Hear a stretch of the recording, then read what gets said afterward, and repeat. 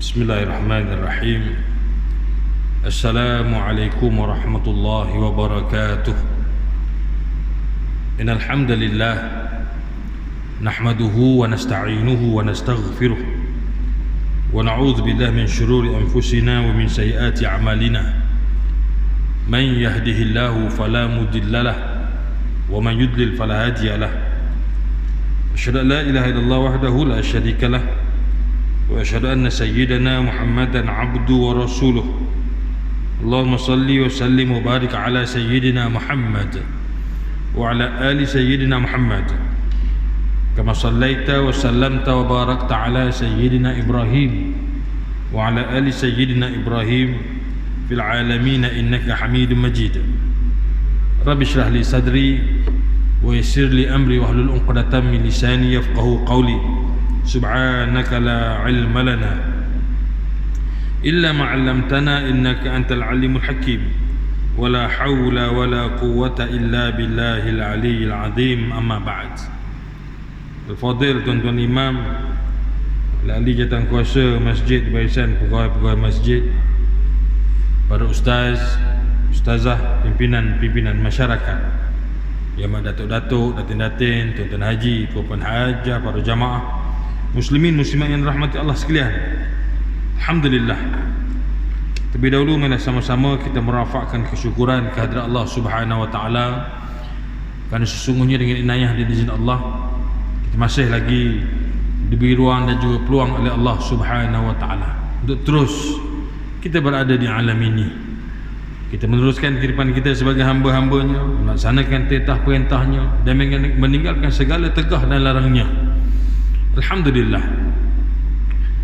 Kita juga mendapatkan syukur kepada Allah Subhanahu wa taala dengan inayah dan izinnya kita masih lagi diberikan kesihatan, diberikan kekuatan, diberikan keupayaan, kemampuan, kesungguhan, kemudahan dan 1001 kurniaan yang diberikan oleh Allah Subhanahu wa taala kepada kita. Makanya wajarlah untuk kita sama-sama merapatkan kesyukuran kepada Allah Subhanahu wa taala atas kurniaan dan juga pemberian yang cukup besar bagi diri kita sebagai hamba-Nya. Muslimin muslimat yang dirahmati Allah sekalian. Alhamdulillah. Dalam pada itu marilah sama-sama kita mengambil pendekatan untuk sama-sama menjaga diri kita daripada mara bahaya, terutama dalam konteks kita berada padanya sekarang, iaitu ancaman pandemik COVID-19 yang kita Kuantan pun sudah dalam keadaan mana kita perlu lebih berjaga-jaga, kerana Pahang kita sudah terdapat kembali kes-kes yang kita telah agak sekian lama tidak kedengaran. Namun sehari dua ini tuan-tuan kita mendapat berita yang menyedihkan kita, di mana ada kes COVID-19 yang bertaraf positif tuan-tuan yang berlaku di Pahang kita, di Kuantan dan juga di Jerantut. Kita bermohon kepada Allah Subhanahu wa taala, mudah-mudahan Allah Subhanahu wa taala melindungi kita dan juga ahli keluarga kita serta ahli qaryah kita dan juga seluruh kaum muslimin muslimat khususnya di negeri Pahang ini daripada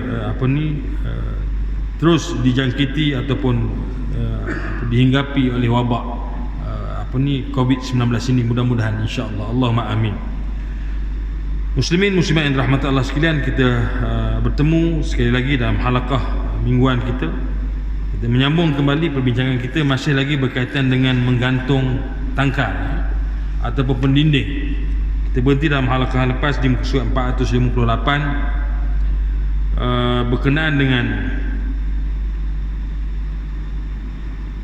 riwayat daripada Ibn Mas'ud radhiyallahu anhu bahawa pada satu hari ketika dia kembali ke rumahnya, dia lihat sesuatu tergantung di leher isterinya. Lalu dicapainya sampai benda itu terputus. Yang ini tuan-tuan bukan cerita bak rantai emas tuan-tuan ya. Kalau rantai emas itu memang perhiasan bagi wanita. Yang ini adalah sesuatu yang digelar sebagai tangkal ataupun yang disebut sebagai muallaq, sesuatu benda yang digantung tuan-tuan ya.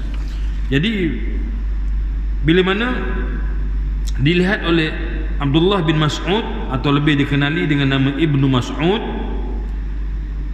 maka berkatalah Abdullah bin Mas'ud radhiyallahu anhu, wah, sekarang keluarga Abdullah sudah mewah sehingga kan berani menyekutukan Allah Subhanahu wa taala terhadap apa yang tidak disuruhnya, yang tidak disuruh oleh Allah. Dia kemudian menyambung lagi bahawa aku pernah mendengar Rasulullah sallallahu alaihi wasallam bersabda, sesungguhnya membaca mentera, menggantung tangkal, membuat susuk adalah syirik. Sahabat-sahabat di situ bertanya, wahai Abu Abdurrahman, maknanya Abdullah bin Mas'ud atau Ibnu Mas'ud ini juga dikenali dengan nama Abu Abdurrahman, atau dia dikenal sebagai Bapa Abdurrahman. Mentera dan tangkal itu memanglah sudah diketahui larangannya, tapi apakah susuk? Ditanya tentang susuk, jawabnya sesuatu yang dibuat oleh kaum wanita sebagai pemanis kepada suami mereka. Ni tuan-tuan, nak cerita susuk ni bukan benda zaman-zaman baru-baru ni tuan-tuan. Telah lebih daripada 1400 tahun yang lalu telah ada manusia mengamalkan pemakaian susuk. Asalnya tujuannya baik untuk bagi manis di mata suami, tuan-tuan. Tapi perkara ini telah disebut ataupun adat jahiliah ini telah pun ditegah, dilarang oleh baginda Nabi sallallahu alaihi wasallam secara nas. Ialah satu perkara yang dilarang dalam agama, tuan-tuan, ya. Kenapa? Ianya berkait rapat dengan unsur syirik, yang mana ianya boleh membawa kepada menyekutukan Allah Subhanahu wa taala dengan pengantaran medium tadilah, susuk ke, tangkal ke, baca mentera jampi serapah. Mentera ni ialah jampi serapah, tuan-tuan, ya. Jadi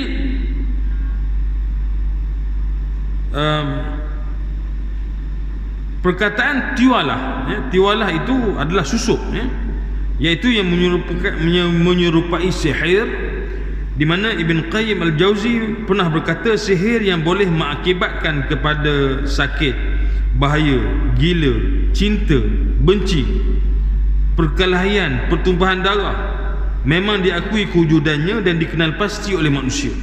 Kebanyakan mereka mengenalinya menerusi pengalaman dan penderitaan yang pernah mereka alami sendiri. Ini kita dalam tafsir Ibn Qayyim, tuan-tuan, ya. Maknanya benda ini, tiwalah ini, atau lebih dikenali dalam bahasa kita pada hari ini, susuk adalah satu perkara yang dia itu adalah semacam sejenis sihir. Bila pakai saja, maka si suami pun sedangkan bukan itu yang diajar oleh Islam, tuan-tuan, ya. Suami pun berasa ialah ni kadang-kadang tujuannya baik untuk mengeratkan hubungan suami isteri, supaya suami tak pandang wanita lain, tak pandang perempuan lain. Niatnya baik, tapi wasilah itu tidak dihalalkan. Sebab itu dalam kaedah kita dalam Islam ialah al-wasilah al-ghayah la tubarrirul wasilah. Matlamat tidak menghalalkan cara. Walaupun matlamat itu baik, tapi cara hendaklah mesti melalui cara yang dibenarkan syarak. Maknanya kalau kita niat baik tapi kita menggunakan wasilah yang tidak baik, maka itu adalah dilarang dalam agama. Kita pernah cerita, tuan-tuan, bagaimana pemurahnya, baik hatinya, ya, Robin Hood dalam cerita diceritakan, iaitu dia merompak golongan-golongan bangsawan yang lalu, ya, dan hasil rompakan itu diberikan kepada orang kampungnya susah-susah. Niatnya baik, nak bantu orang susah, orang kampung dia. Tetapi tuan-tuan, kaedah itu tidak bertepatan dengan syarak. Walaupun niatnya baik untuk membantu orang kampung yang susah, membantu orang susah, itu bagus, tetapi wasilah yang digunakan itu adalah perkara yang tidak dibenarkan oleh agama, tuan-tuan. Ini dalam Islam kita begitu juga. Tuan-tuan tahan lori kontena lalu, ya, dekat kawasan kita, hasil daripada kita tahan begitu, maka barang-barang yang ada dalam itu kita pun agihkan kepada ahli qaryah kita ini, ya, pakai ambil tepi masjid belaka beratur. Lagi dahsyat, tuan-tuan. Tak boleh, dia tidak dibenarkan dalam agama, tuan-tuan yang dirahmati Allah sekalian, ya. Itu ya, kaedah yang kita pakai ialah matlamat tidak menghalalkan cara, al-ghayah la tubarrirul wasilah, tidak menghalalkan cara. Tuan-tuan muslimin muslimat yang dirahmati Allah sekalian, para ulama berkata yang dilarang tentang jampi itu ialah kata-kata yang bukan daripada lidah orang Arab sehingga tidak dapat diketahui maksudnya. Maknanya tuan-tuan, jenis yang dikatakan jampi mentera yang dilarang dalam agama adalah ungkapan-ungkapan yang tidak daripada perkataan Arab, yang kalau dibacanya itu pun tuan-tuan tidak dipahami maksudnya, dengan menggunakan bahasa-bahasa asing atau bahasa-bahasa kuno dan sebagainya,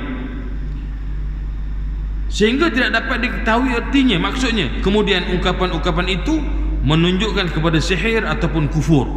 Dia boleh menjadi kepada sihir ataupun kufur. Adapun sekiranya ungkapan itu datangnya daripada doa-doa Nabi sallallahu alaihi wasallam. Contoh, tuan-tuan, kalau kita menziarah orang sakit, sunat bagi kita membaca sebanyak 7 kali. Menjadi satu sunnah kita bacakan kepada si pesakit itu, sama ada secara kita baca dalam hati kita atau kita berdoa bersama-sama dengan dia, iaitu as'alullahal azim rabbal arsyil azim an yushfiyaka. As'alullahal azim rabbal arsyil azim an yushfiyaka. 7 kali tuan-tuan.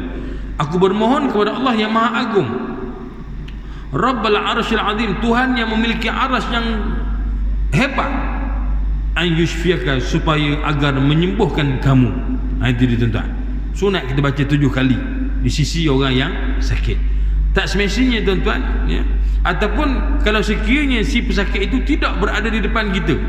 Dalam konteks sekarang ni tuan-tuan, bukan boleh senang ikut dan nak masuk hospital sekarang ni tuan-tuan.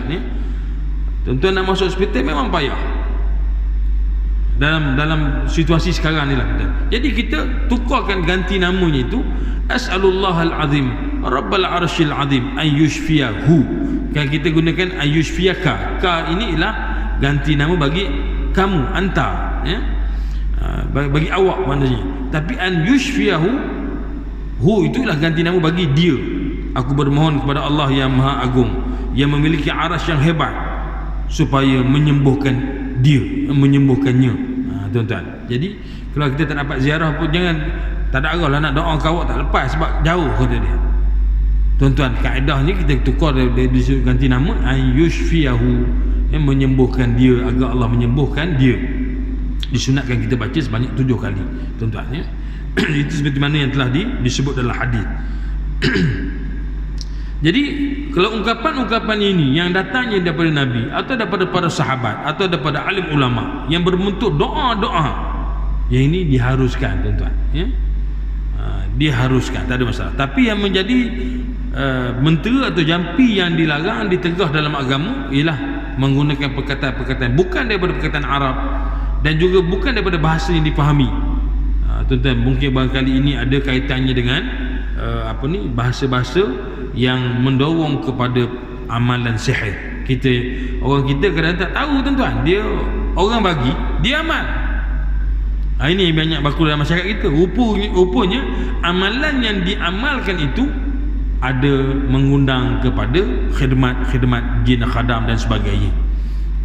Tuan-tuan, jadi kita tak tahu. Orang kata awak kalau nak berniaga biar untung, awak amai baca ayat ini, awak baca jampi ini. Tengok-tengok bahasa pun tak faham, tapi tak apalah, kerana kegairahan kita untuk untung perniagaan, kita pun baca. Rupanya dia mengundang kepada amalan menggunakan khidmat jin, khadam dan sebagainya. Akhirnya tuan-tuan, nampak memang laris. Rupanya menggunakan kaedah yang digelar sebagai pelaris tuan-tuan. Ini kena jaga. Sebab itu hendaklah digunakan lafaz-lafaz yang diterima, atau doa-doa yang maksud. Kalau kita berhadapan dengan si pesakit contohnya, Allahumma rabban nas muzhibul ba's ishfi anta syafi la shifaa illa shifaa'uk shifaan la yughadiru saqaman wala alaman illa shifaa'u. Ini doa-doa yang daripada Nabi sallallahu alaihi wasallam. Ataupun bismillahi arqika min kulli syai'in yu'dhika wallahu yashfiyaka. Yang ni tuan-tuan bolehlah dapatkan dalam hadis-hadis yang menceritakan tentang doa-doa maksud daripada Nabi sallallahu alaihi wasallam merawat sakit dan juga sebagainya tuan-tuan. Tetapi jika diucapkan itu boleh diketahui maksudnya, yang ada padanya sebutan Allah Subhanahu Wa Taala dan zikir kepadanya, maka hukumnya itu dibolehkan.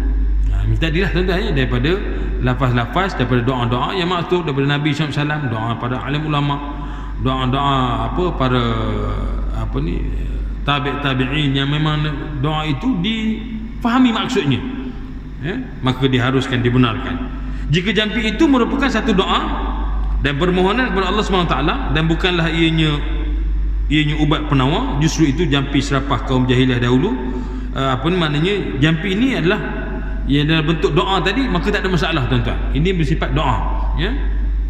Contoh tuan-tuan, orang yang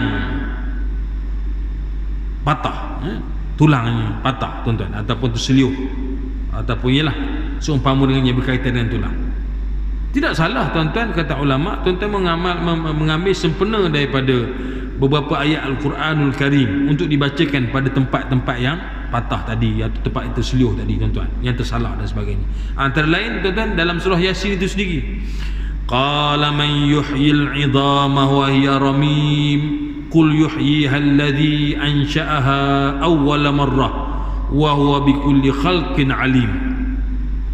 Maka ketika Nabi ditanya oleh orang-orang jahiliah, orang kafir, man yuhyil 'idhama wa hiya ramim, siapakah yang menghidupkan tulang belulang ini? Ini kisah ni tuan-tuan tengok dalam asbab nuzul ayat ini. Ketika Nabi SAW diperlekehkan oleh orang-orang musyrikin Mekah, dia pergi dekat satu longgokan tulang-tulang unta, tulang lama orang buang ni tuan-tuan. Dia tanya, siapa yang nak menghidupkan tulang-tulang ni besok? Mu kata Muhammad kat akhirat besok ni dibangkitkan balik, ya. Maknanya jadi orang semula. Kan dia dah mati ni jadi tulang belulang belaka ni. Maknanya dia memperolokkan Nabi SAW. Man yuhyil 'idham wa hiya ramim, siapa yang nak hidupkan tulang-tulang ni ketika mandi dah hancur berkecai dah ni, ya, dah cabut sendi tuan-tuan, ya. Tengok gearbox tu bagaimana, cabut sana cabut sini tuan-tuan, ya. Makan sedap sangat, dah terabur, satu pak sana satu pak sini. Man yuhyil 'idham wa hiya ramim, qul, Allah ajar Nabi SAW, katakanlah Muhammad, yuhyiha alladhi ansha'aha awwala marrah, yang akan menghidupkan kembali tulang-tulang ini, alladhi ansha'aha awwala marrah, yang menciptanya pada pertama kali dulu. Mana siapa yang menghidupkan? Mana yang menghidupkannya lah yang menciptanya pada mula-mula dulu, Allah Subhanahu Wa Taala. Wa huwa bikulli khalqin alim, dan Allah bagi bab penciptaan ni, mencipta ni maha mengetahui, sedih sangat bagi Allah. Nak buat mula-mula boleh buat, apatah lagi yang selepas itu tuan-tuan, ya. Yang kemudian selepas itu, mana dia hak benda-benda lah tuan-tuan, yang mula-mula tu payah, buat-buat tak jadi, buat-buat tak jadi, buat-buat tak jadi, dah jadi senang tuan-tuan. Maka Allah SWT mencipta manusia ini, buat pertama kalinya tuan-tuan kita jadi manusia, maka apatah lagi di akhirat besok Allah nak jadikan semula kita manusia yang sempurna, tak ada masalah, simple. Itu yang disebut wa huwa bikulli khalqin alim, dan Allah itu bagi setiap penciptaan itu Allah maha mengetahui. Memang dalam ilmu Allah SWT simple saja. Orang pun dia kata semua matter lah tuan-tuan. Itu jawapan yang diberi. Jadi ayat ini tuan-tuan, ya, sesuai untuk kalau dalam, tapi tuan-tuan kena jumpa lah juga doktor dan sebagainya tuan-tuan. Ini cerita ikhtiar kita lepas dapat rawatan apa semua. Qala man yuhyil 'idhama wa hiya ramim qul yuhyiha alladhi ansha'aha awwala marrah wa huwa bikulli khalqin alim. Tempat yang terseliuh tadi ataupun yang patah dan sebagainya tuan-tuan, mana kita mohon dengan berkat ayat itu tuan-tuan, tulang tadi kembali dalam keadaan. Tapi kalau dah cabut sana cabut sini, boleh qala man yuhyil 'idhama tuan-tuan, itu agak-agak lah tuan-tuan, ya. Maknanya kalau kata dia berkaitan dengan kecederaan pada tulang, tak ada masalah tuan-tuan, bacalah. Kita ambil sempena baca 3 kali atau 7 kali, ya, dibaca 3 kali atau 7 kali tuan-tuan. Dan ketika itu kita berserah kepada Allah SWT. Kebergantungan tu kena ada. Kalau kita tak yakin tuan-tuan, tak ada arah lah, ya. Mesti ada keyakinan bahawa Allah bantu, InsyaAllah tuan-tuan, ya. Baik. Justru jampi serapah kaum jahiliah dulu telah bercampur dengan sihir dan juga syirik, yang mana tidak diketahui maknanya sama sekali. Ada, memang ada jampi-jampi yang tak diketahui makna ni tuan-tuan. Saya ingat dalam masyarakat Melayu pun ada, ya. amalan jampi-jampi yang tidak diketahui maknanya. Ya. Saya banyak dah tak ingat tuan-tuan. Dulu sempat juga, bukan sempat, guru mengamai dah. Masa guru saya mengajar tentang jenis-jenis jampi serapah Melayu ni tuan-tuan, yang bertentangan dengan syarak. Ya. Tak ingat dah. Tapi biasalah sekali berkat La ilaha illallah Muhammad Rasul. Tapi hak ujung tak ada berkat La ilaha illallah Muhammad. Hak tengah-tengah tak faham tuan-tuan. Ya. Tengah-tengah tak tahu benda cerita. Ya. Dia punya itu. Bahasa dia pun bukan bahasa dia bahasa lama tuan-tuan ni. Kita sendiri pun tak faham. Dan ada di dan menjadi amalan setengah masyarakat tuan-tuan ya. Nauzubillah. Diriwayatkan juga daripada bahawa Abdullah bin Mas'ud radhiyallahu anhu sentiasa melarang isterinya daripada membuat umpama jampian yang terkenal pada masa jahiliah dulu. Maka isterinya berkata kepadanya, pernah pada satu hari aku keluar rumah, lalu aku diperhatikan oleh seorang lelaki sehingga matanya mengeluarkan air mata, iaitu mata yang kena pandangan yang jahat itu. Jika aku jampikannya, berhentilah air mata itu, dan jika aku biarkannya, air mata tersebut terus keluar lagi. Maka Abdullah bin Mas'ud radhiyallahu anhu berkata, itulah dia syaitan yang mengganggu gugatmu. Jika engkau ikutkan kehendaknya, dia akan membiarkanmu, dan jika engkau mengingkarinya, dicucuknya matamu dengan jarinya. Tuan-tuan, ini sihir ain ya. Di ain ini dia ada, dengan pandangan mata tu dia boleh menyihir orang tuan-tuan. Ini jenis-jenis sihir. Sebab itu tuan-tuan, amalan kita ialah amalan yang ditinggalkan oleh Nabi SAW sebagai pendinding. Jangan tinggal tuan-tuan. Lepas saja sembahyang maghrib yang Nabi kata apa?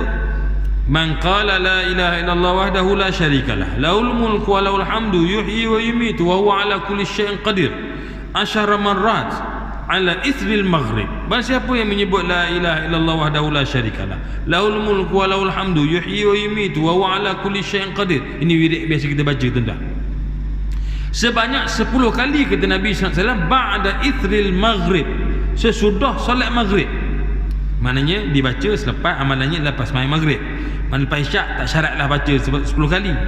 Lepas sembahyang maghrib baca 10 kali ni. Rasa saya semua dapat dah ya. Tak ada timbul isu, ustaz minta tolong tulis. Jangan bagi tu tuan-tuan ya.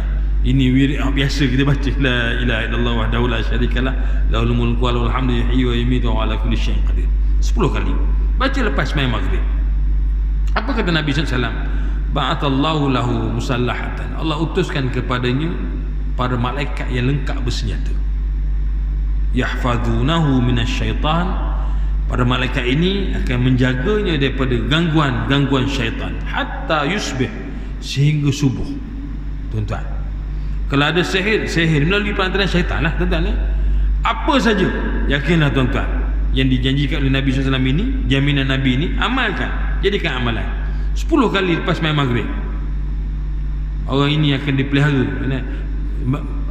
Allah utuh malaikat yang lengkap bersenjata tuan-tuan. Mana bukan malaikat yang free hand ya? Lengkap bersenjata. Apa maknanya tuan-tuan? Dia akan yahfadunahu, dan Nabi kata dia akan jaga orang ini hatta yusbih, sampai subuh. Maknanya sepanjang malam ni tuan-tuan kita dalam lindungan. Maknanya ibarat kata tuan jalan tu, bodyguard perlu kiri kanan ni ya. Tak tahu berapa banyak mana malaikat, kita tak tahu tuan-tuan. Tapi Nabi kata Allah hantar. Dalam kata Nabi tu, hadis Nabi tu, Nabi sebut yahfazunahu, digunakan kata jamak. Kata jamak ni maknanya ramai ya. Kita boleh ada seorang bodyguard pemujur dah tuan-tuan ya. Kita nak pergi ke mana ada bodyguard seorang ikut kita, tahan dah, berasa tahan sikit tuan-tuan. Ini kata jamak yang digunakan oleh Nabi SAW. Maknanya sekumpulan malaikat akan jaga dia sampai subuh tuan-tuan. Lepas tu tuan-tuan tak ada masalah, startlah kereta, pergi mana tuan-tuan, lalu kubur, lalu kampung, lalu hutan apa semua, insya-Allah. Pada malaikat ni, kata Nabi SAW, dia akan jaga kita insya-Allah tuan-tuan ya. Itu, tapi yakinlah tuan-tuan, ya tidak latih tuan-tuan. Ini tak adalah ya. Tuan-tuan mesti yakin bahawasanya inilah dia yang diajar oleh Nabi SAW. Ini jaminan Nabi.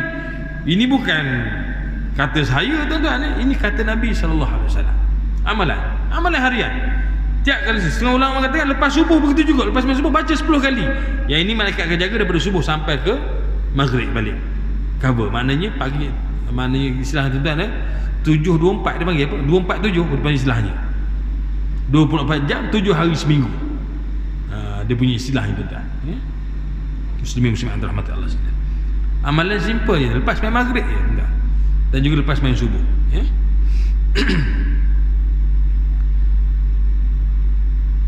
Jadi jika engkau melakukan seperti yang dilakukan oleh Rasulullah sallallahu alaihi wasallam, itu adalah lebih baik bagimu dan engkau akan cepat sembuh daripadanya itu. Maknanya tadi isteri Abdullah bin Mas'ud, dia ada mentera dulu orang jahiliah dulu amal. Dia kata bila dia baca tu hilang. Tapi bila dia tak baca, dia biarkan balik, berair semula mata. Tuan-tuan, itu maknanya iblis. Jadi tuan-tuan, kadang-kadang melibatkan orang bomoh ni tuan-tuan, kena tengok juga. Ya. Kalau dulu-dulu mungkin barangkali haknya dia bela. Tuan-tuan, dia bela. Hantar ke orang ni, betul kan dipanggil lah. Bila panggil dia awak lari tu. Yalah dia punya tuan-tuan ni, belaan dia. Lepas tu bagilah orang ni, bagi beras, bagi dulu punya style tuan-tuan ni. Boleh jadi begitu. Trik lah tuan-tuan ni. Macam orang zaman sekarang dia buat apa? Antivirus. Dia buat virus. Dalam pada masa dia keluar ke antivirus. Business tuan-tuan. Business minded tuan-tuan ni. Itu dia. Boleh jadi begitu. Ya. Kawasan tu dia je lah yang boleh dulu-dulu lah silah tuan-tuan ni. Maka dia guna pendekatan itu. Akhirnya hidup dia senang berapa? Senang sebab dia tadilah tuan-tuan. Tapi sebenarnya tak ada barakah. Tak ada barakah tuan-tuan ya. Dia daripada sumber-sumber yang haram ni tak ada berkat. Sia-sia kita. Orang mungkin income banyak. Tuan-tuan cerita orang tarik duit dan sebagainya tak ya. Ramai sangat orang kita kena kelentor bab tarik duit ni, bawah tikar ya. Dia punya tu kan mana zikir tu. La ilaha illallah mesti 30,000 kali. Kalau ada benda gerak tu jangan pandang. Itu syarat-syarat tu nak suruh kena kentong lah tu ya. Bila tak berjaya awak lah, mesti awak jeleng tengok mendapat benda tu bergerak bawah-bawah. Itu dia. Dah bayar 20,000, target nak dapat 1,000. Tengok-tengok dapat 15,000 je ya. Rupanya dia dah yang 5,000 dapat ketua umum tadi tuan-tuan ya. Kena kelentor. Itu banyak kes begitu tuan-tuan ya. Baik. Jadi engkau hendaklah percikkan air ke matamu, kata Nabi SAW. Kata Abdullah bin Mas'ud, dia ajar doa yang diajar oleh Nabi SAW, iaitu engkau akan cepat sembuh daripada, iaitu engkau hendaklah percikkan air ke matamu lalu engkau berdoa, adhibil ba's rabbal ba's ishfi anta syafi la shifaa illa shifaa'uk shifaa'an la yughadiru saqaman. Ini saya baca tadi tuan-tuan. Hilanglah penyakit ini wahai Tuhan yang menyembuh penyakit, sembuhkanlah wahai yang maha penyembuh, tiada penyembuhan melainkan penyembuhanmu, iaitu sesuatu penyembuhan yang tidak akan membiarkan penyakit. Tuan-tuan. Jadi berkata Syekh Ibn Baz di sini tuan-tuan, antara cara mengubati sihir adalah berusaha sedaya upaya mengenal pasti tempat sihir, sama ada di atas tanah, pergunungan atau di tempat-tempat lain. Jika sudah dikenal pasti, kemudian dikeluarkan dan dimusnahkan, kerana dengan demikian sihir akan menjadi batal. Maknanya sihir akan tak berguna. Nabi SAW tuan-tuan ketika disihir, mana tempat dia? Apa dia tempat yang kena Nabi kena? Telaga kan? Dia ambil sikat yang ada rambut Nabi SAW, disihirkan Nabi melalui kaedah itu. Telaga itu tuan-tuan ketika itu. Dan ini kita rujuk dalam tafsir tentang asbab nuzul surah Al-Falaq dan juga surah An-Nas. Ini tuan-tuan, kelebihan surah Al-Falaq dan An-Nas ini, yang mana Nabi kata amalkan ini, insya-Allah dia akan terhindar daripada sihir tadi. Jadi Nabi antara lain Nabi berasa bila mana terkena sihir itu, datang malaikat dan Jibril AS menurunkan bawa berita daripada Allah SWT tentang kelebihan surah ini dan dibaca. Sebab itu menjadi amalan Nabi SAW. Surah Al-Falaq dan juga surah An-Nas diikuti dengan Qul huwallahu ahad terlebih dahulu. Digelar sebagai 3 kul ya, dalam 3 kul, bukan baca kul ya. Lama-lama ustaz kata baca 3 kul, saya baca ustaz kul umbuh tapak tangan sapu seluruh badan. Itu tak ada arah lah tuan-tuan ya. Bijak sana tahap itu tuan-tuan ya. 3 kul itu mana baca ketiga-tiga surah itu sesempurna ya, baca dengan baik, dengan tertib dan juga teratur. Nampak simple, Qul huwallahu ahad, Qul a'udzu birabbil falaq dan Qul a'udzu birabbin nas ni nampak simple tuan-tuan. Berasakan tak ada orang tak hafal surah ni tuan-tuan ya. Itu antara surah penyelamat kalau jadi imam. Tuan-tuan. Qul huwallahu ahad, qul a'udzu birabbil falaq, qul a'udzu birabbin nas, tuan-tuan. InsyaAllah. Rasa surah lain mungkin kadang-kadang confuse, tapi 3 surah ni insyaAllah lancar. Tuan-tuan yang dirahmati Allah sekalian. Baik. Jadi biasa sihir ini dia akan menggunakan ilmu pada hari ini, tuan-tuan, dia berkait rapat dengan sekarang dari sudut perundangan pun, tuan-tuan, telah dikaji kembali bagaimana nak mensabitkan kes-kes pembunuhan menggunakan santau, menggunakan sihir ini, tuan-tuan. Dan apa ni, perkara-perkara ini telah dikaji oleh pakar-pakar perundangan dan juga pakar-pakar perubatan, tuan-tuan.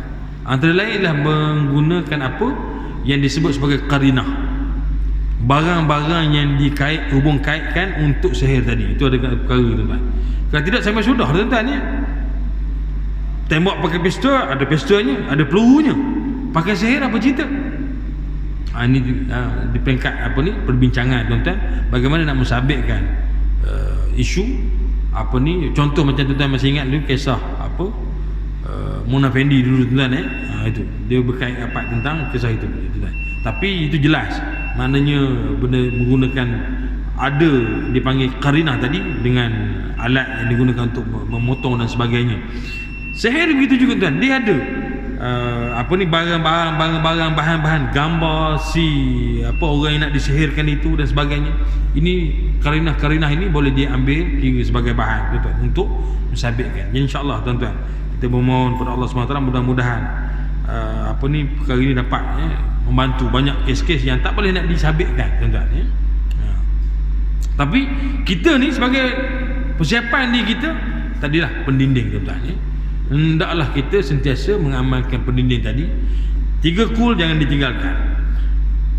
Bismillahirrahmanirrahim, la yadurru ma ismi syai'un fil ardi wala fis sama'i wa huwas samiul alim. Jadikan amalan 3 ini adalah hadis sahih. 3 kali maghrib, 3 kali petang, 3 kali awal pagi, ya. Lepas sembahyang subuh, kita nak pergi on the way nak sembahyang subuh, tuan, baca bismillahirrahmanirrahim, la yadurru ma ismi syai'un fil ardi wala fis sama'i wa huwas samiul alim 3 kali, tuan-tuan. Jaminan Nabi, orang yang mengamalkan ini dia tidak akan dimudaratkan oleh barang sesuatu, insya-Allah. Kalau ada benda nak timpa pada kita, insya-Allah, kita terlindung daripada musibah tadi. 3 kali pagi, 3 kali petang.